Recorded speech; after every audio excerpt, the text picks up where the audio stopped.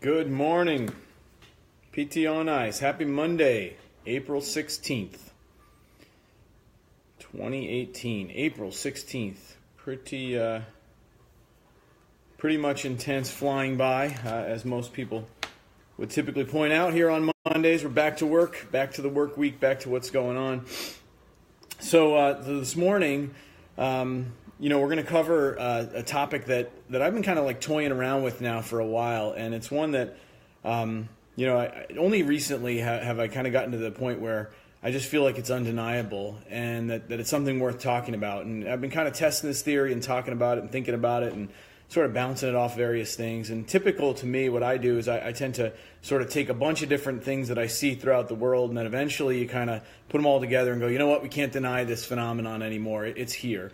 So that is the return of the subjective or subjective returns, and we're going to talk about that a little bit. Let me start the watch so I don't forget to do that. So it starts this morning with the fact that today is Marathon Monday. And Marathon Monday, if you are a fan of the Boston Marathon, is a big deal. And I'll let the group in on a little secret. I did not travel to Boston to run on Marathon Monday and to meet my pledge. I had the opportunity to give it a whirl, but the rain here is absolutely insane. So if you're anywhere on the Northeast, the rain right now is just hammering us. I have like literally a pool in my backyard, it looks like, and the forecast in Boston was looking pretty rough. Freezing wind chills and rain, and so I give lots of credit to those folks who decided that today was their day and they were going to run. But I am going to run today. I think I've decided to make today the marathon pledge. So just to bring you back to speed, if you're not aware of this, I had pledged a few weeks back to run a marathon on 30 days or less of training. And that I could do that and break a 4-hour marathon, which, on zero training alone is no joke for me. Not my fastest time by a long shot, but definitely something that will push me. And so that plays in a little bit today because in addition, in Boston, they don't just call it Marathon Monday anymore. They call it Patriots Day.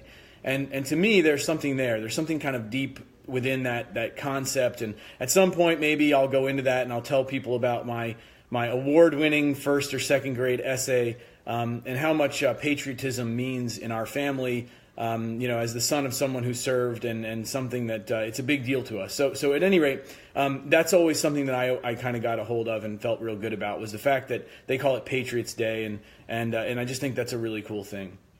So today does actually relate to some of that, and the reason why is because it's pouring rain, it's a crappy day, and I sort of know it's going to be a crappy day. I'm going to run 26 miles today, 26.2 miles. That 0.2 could make a difference.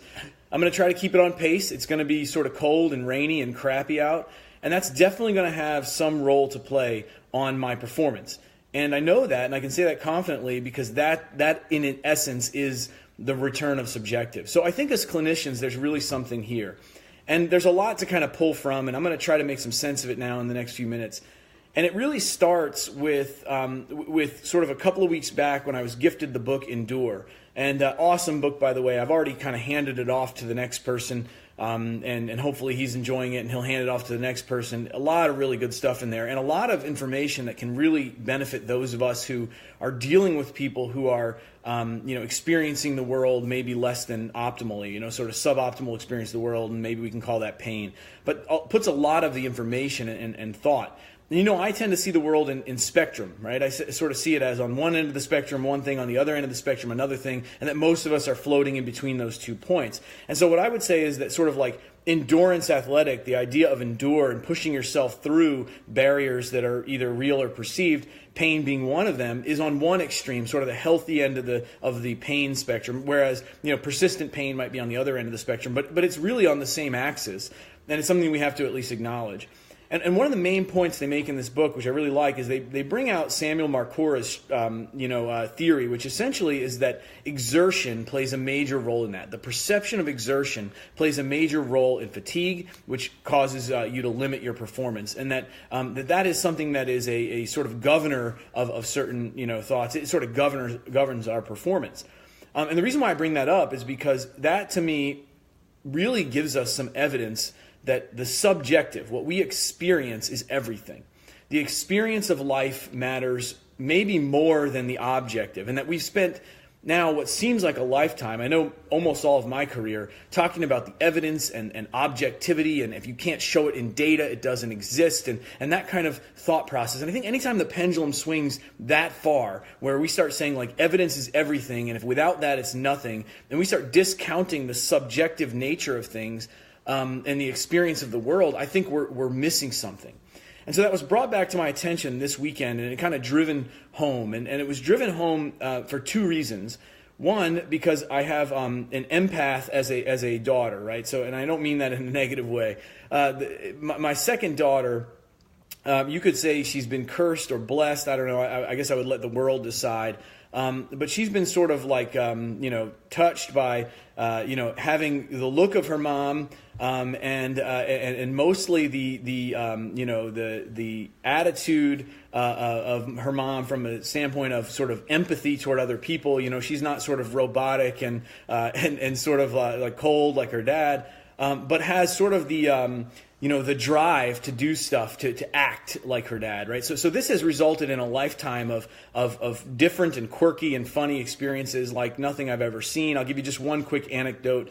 Her cousin didn't have a result that he wanted in a student council election years and years ago, and the kid in like fourth grade or something literally ran down a boy in the playground parking lot and threatened to beat him up, who was 2 years older than him, because he was saying some negative things. So this is the kind of kid. Like, this is not something we've prompted. It's not something we've taught. We certainly don't, talk about that as a positive thing in the Eisenhardt household. But we kind of got the hey, Lissy went a little over the top today, chasing down a boy and threatening him. So that concept, right? So you take this kid who experiences the world. Well, this weekend, and really, every soccer game for this kid is a big soccer game. She's on a fairly high-level team, and she experiences some back pain. Okay, she goes down. I mean, like, she's down, and and of course I'm on the sideline, and I'm trying to be, cautious dad and not overreact, and I see her get up. And this is a kid who is a fairly physical kid and doesn't typically take herself out of the game, and so you could see some worry on the sideline, lots of parents looking at me, what's going on, and so that was sort of the event. We spent some time after the game. She was in tears, and she said, "Dad, it really hurts." And and you could see her. She's the epitome, this empathic child, the epitome of everything we talk about with kind of revved up, scared, like nervous, flared up. And so we did our thing, and that was one thing. And then on the other side, another critical event is I get this tip from a sage in my life who sends me a tip and says, "You got to watch this movie called The Last Showman." So, I kind of push back. I don't know much about movies. I don't spend a whole lot of time in front of the TV. It's just one of those things where it's a luxury for me. So I push back and I say, "Well, tell me about it. I've never even heard of it." So it turns out it's the story of P.T. Barnum, and so I decided to watch this movie. And the thing that struck me, it was a great movie, by the way. I would recommend it. It definitely was, very emotional. It sort of dragged out some emotions in me. But the thing that really stuck with me is that we sort of rented it on Amazon Prime or whatever. So we have, you have it for like 48 hours. The thing that stuck with me was the next day after we watch it with, the empathic daughter and the slightly less empathic son, was that she says, "Hey, can we watch it again?" And I said, "Yeah, sure. We've got some time, and okay, fine." And at this point, Lindsay was there, and my other daughter, Lauren, was there. So it was kind of turning into a family movie night. And I said, "Yeah, let's go ahead. We'll put it on again." And she was like, "I hope you guys don't mind if I sing along." And I said, like, I kind of laughed. And I said, "Oh, really? Like, you like it that much?" And she was like, "It was awesome." And to me, what that screams, it sort of screams the idea of subjective experience. Here is a kid who is kind of allowing herself to go completely all in and experience this thing and go with it and roll with that. And there's something there for us. There's something for us. And that to me was like the moment where it's like, okay, that phenomenon we cannot ignore.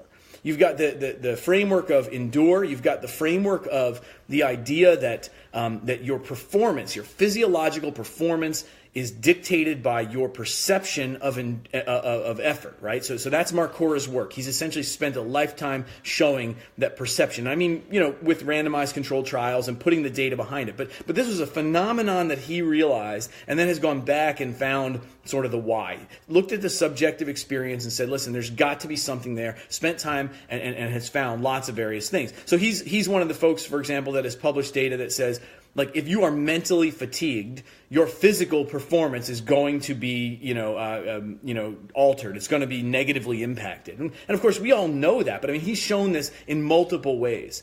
And he's shown in multiple ways that our experience of the world is in many ways what dictates our physical abilities, and it dictates our ability to push ourselves. He mostly uses time to exhaustion tests, right? He puts people on a bike and says, listen, just crank away on this bike as long and as hard as you can until you cannot do it anymore. And what he's found is that he can change the sort of emotional setup based on the subjective experiences. Everything from, giving them challenging, emotional things to watch where it sort of drains their emotional bank account, to mental, cognitive tasks, to even things like subliminally flashing pictures of people smiling, right? Because as humans, we sort of interact with other people, and when a person smiles, we sort of mirror neuron that deal, and that has an effect on us. So that's one side of the equation. The other side of the equation is that, after about 15 minutes of calming the kid down, the 14-year-old who's in fairly excruciating pain, who's almost in tears, and this is a kid who, it's my own daughter, so it's hard to make, sort of build it up, but this is not a kid who gets emotionally charged up like that. She usually gets more angry and wants to beat somebody up kind of a kid, as opposed to like upset, and is in tremendous back pain, has pulled herself out of the game. After watching the trainer on the sideline and almost punching myself in the face at what was going on, after the game, I took her aside and we said, okay, it's time for us to talk about what's going on. And we did a little mini pain science type deal and dove into it a little bit, and she was fine. She was just really emotionally charged up and absolutely scared with this pain. And we dealt into it a little bit, a lot of the sort of spinal, misconceptions, and it was funny how, consistently she said, but it's my back, and she was worried about that. And it just goes to show you how much differently we all sort of perceive that. And we talked through it, and it calmed down a little bit, and we got her moving some, and she was fine. And I showed her a couple of simple things that she could do throughout the game if she was starting to feel a little cranky. And I asked her, so do you want to play? And of course the answer is always yes. So she goes out and she plays, and she does fine. She plays 2 more games with no real problem. By the end of last night, I said, hey, how's the back? And she's like, I'm 100%, I'm good to go.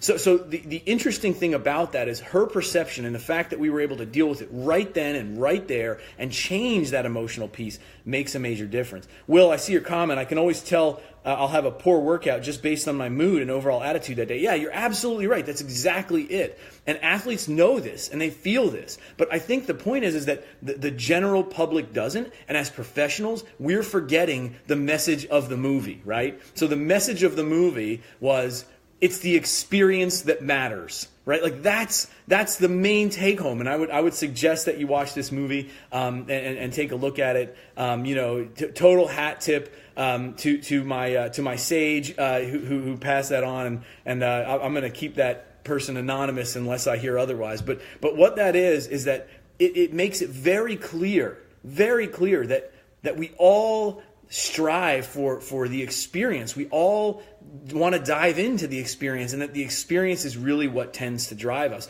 And I don't mean necessarily just our experience in care. I mean our experiences in life. Like what we draw from, what we perceive to be good, bad, or otherwise matters more than anybody. And I think the final take home is that, we're starting to really dive into a lot of things that are complex and touchy and difficult.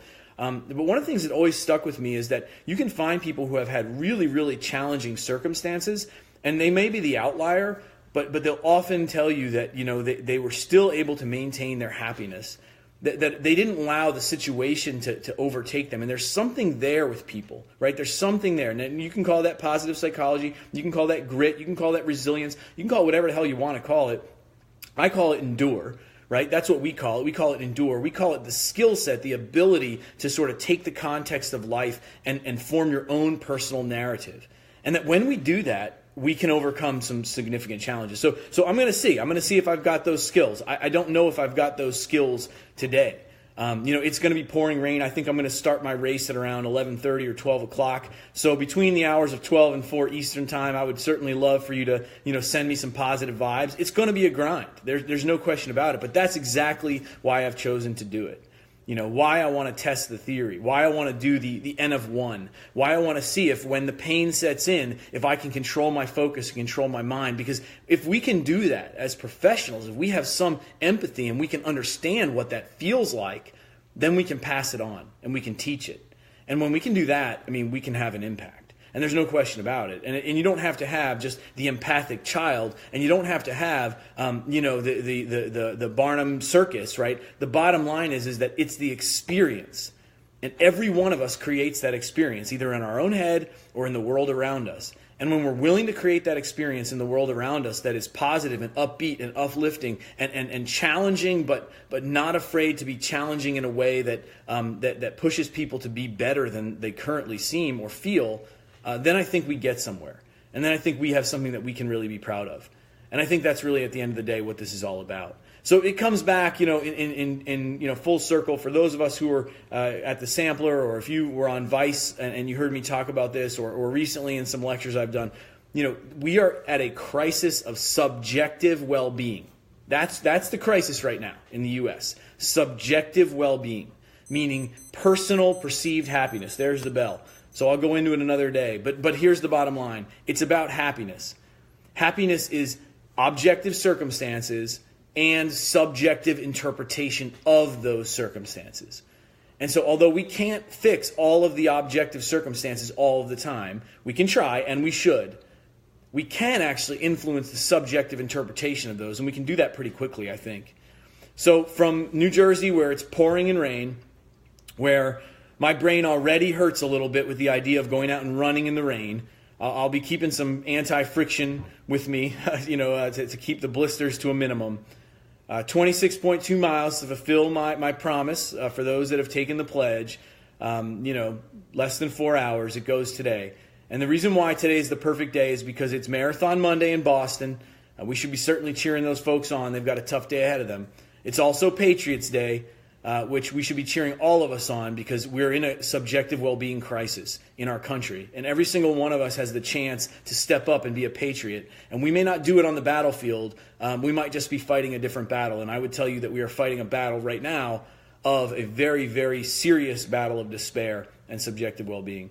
And I urge you to do that with me, whether that be today through some action, push yourself a little bit, find your endure, or whether you charge forward and challenge the perceived bully in the schoolyard. Bottom line is, it's all the same stuff. It's about the experience. And every one of us has a chance to create an experience every day with every person that we come in contact with. We can choose to endure, we can choose to connect. And when we do that, we make the world a little bit of a better place. It's only Monday. I'm like 2 minutes over. Couldn't get it all out in 15.